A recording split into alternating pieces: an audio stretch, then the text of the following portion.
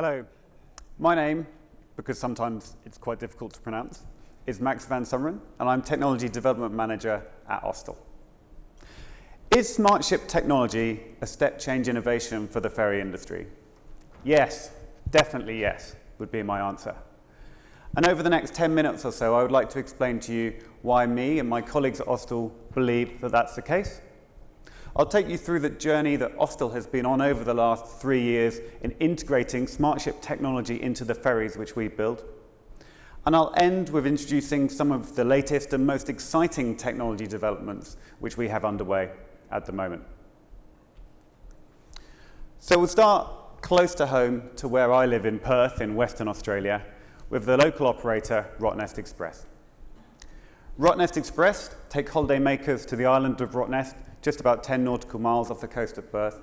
So it's a short crossing, but as you can see from this picture, sometimes it can be rough. I met recently with Tyron Wilson, the operations manager at Rottnest Express, and I showed him this picture to see what his reaction was. His reaction was pretty interesting. Tyron said, "We don't drive the boats like that anymore." So for context, this picture was taken nearly 10 years ago. I asked Tyron to explain what he meant, and he went on to describe how safety has always been of paramount importance to Rottnest Express in their operations. It was then and it is now. But the thing which has changed is customers' perceptions of comfort and customers' desire for a comfortable crossing. They have the ability to share a negative experience with other potential customers in ways which they have never had before. And in addition, there is now competition on this particular route for Tyron as well. So Tyron's got a tough gig. He's got to keep his boats operating on schedule. He's got to make sure that he keeps the fuel costs and other operating expenses low. But he's also got to balance that up against passenger comfort. And those things aren't always things which come together. And he's got to think all about that, whilst also thinking, as we've heard it today from other operators, about the environmental sustainability of his operation. So Austal, in the Technology Development Department, we think of ourselves as helping Tyron Wilson and other operation managers like him do the best possible job they can. That means developing new ships, new products, and new services. Our ships, we're looking at electrification, alternative fuels, lighter materials, lots of the things that have already been talked about this morning. But we're also looking at emerging digital technologies and what they can do for our customers. And that's a particular area which I look after. So what do I mean by emerging digital technologies? Well, if you had asked me 3 years ago when I started in this job what I meant by that, I probably would have used these two words, and I think most people in this room would have done as well. Big data. Ferries are awash with data. As we've just heard from Rama, modern ferries gather an enormous amount of data, and there's an awful lot that we can do with that data. But the real learning for me and the team, in the last 6 months especially, has been that we need to combine that big data with small data, sparse data, which cover the rest of a fleet's operations, to provide an operations manager like Tyron with a true overview of everything which is going on across his fleet. But let's rewind a bit, and we'll start by talking about big data first of all. So at Austal, we have a MARINELINK system on board, a monitoring and control system, which we've developed over the last 20 years, and it covers most aspects of a ship's onboard operations. All of that data is pulled into the MARINELINK system, and that led us to think what we could do with that data for the benefit of our customers, and particularly for the onboard crew. So we developed a system called MARINELINK-Smart. MARINELINK-Smart, from the crew's perspective, is relatively simple. They have a tablet on the bridge which advises them on the optimum trim the optimum ballasting, the optimum RPM, speed profile of the route.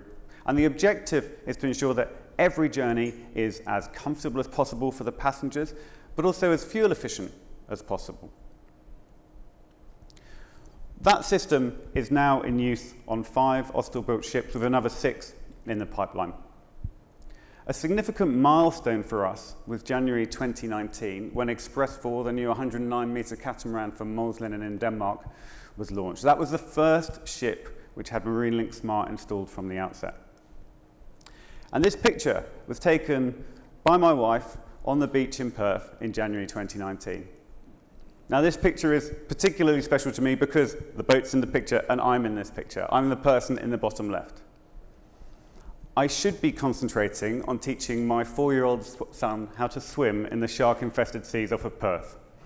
Instead, what I'm looking at out in the distance is the ship. And the reason I was particularly fascinated by Express 4 on that day is because moments before this picture was taken, I was standing on the beach and I was looking at my phone. And on my phone, I could see all sorts of information coming back from the ship in real time. It was a speed trial. I was very interested in how fast the ship was going. But I could also see the RPM of the engines. I could see the angles of the water jets. I could see the motion control system settings. Really fascinating data set. And when I got back out of the water, I couldn't stop looking at my phone either. And that was a key insight for me, because it made me think, if I'm really interested in this data, and I know my colleagues within Austal are as well, I'm pretty sure our customers will be too. So that led us to think about what we could do with the shore-based data that we were now gathering through the MARINELINK-Smart system that we'd never had before. And these are the prototype dashboards which we developed to take to our customers to show them how we could present information back to them. This example dashboard is for Condor ferries here in the UK, and I showed it to Condor in July this year on my last trip back to the UK.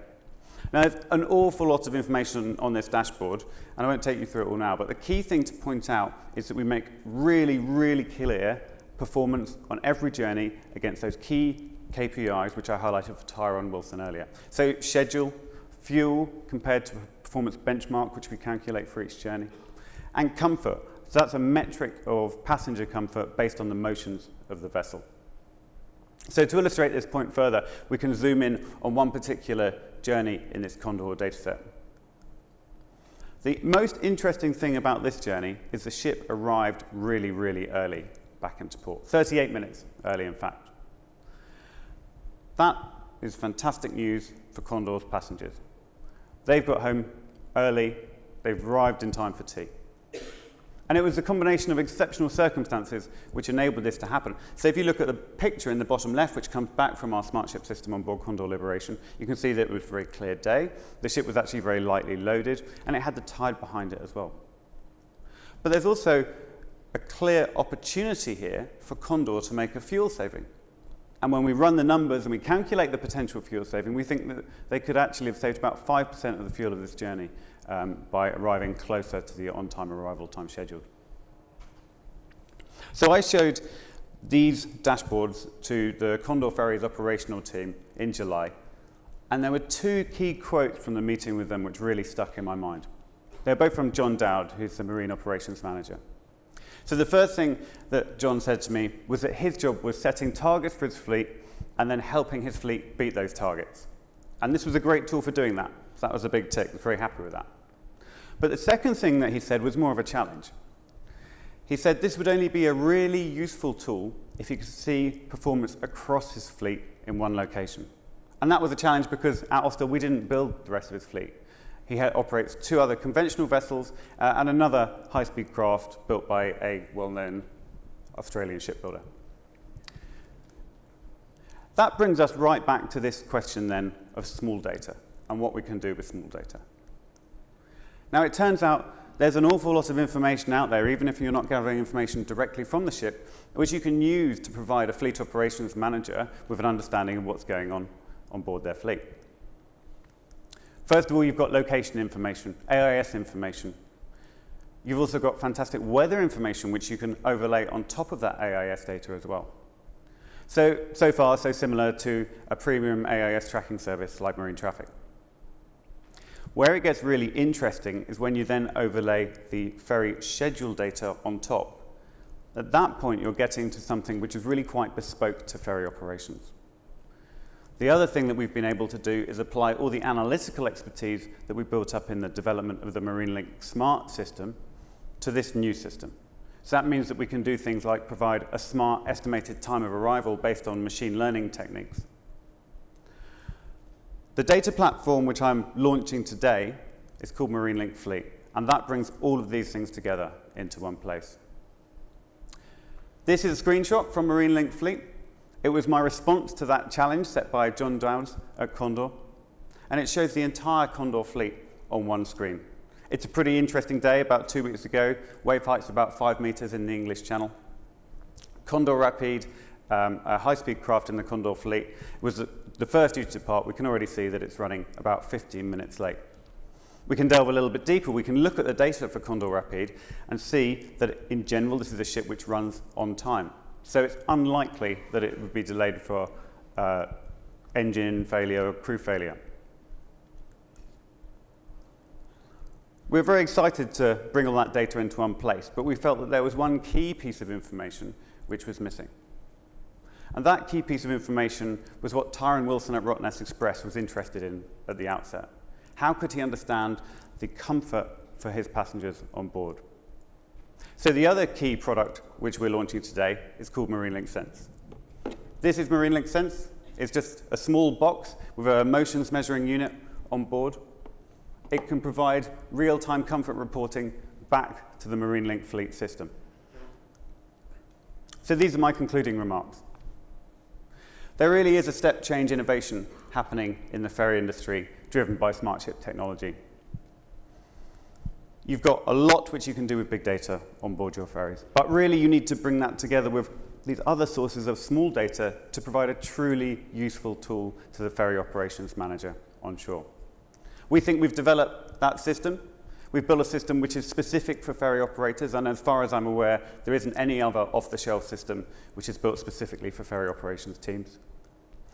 We have lots of live fleet management tools built into the system, but we also have a number of different journey analysis tools.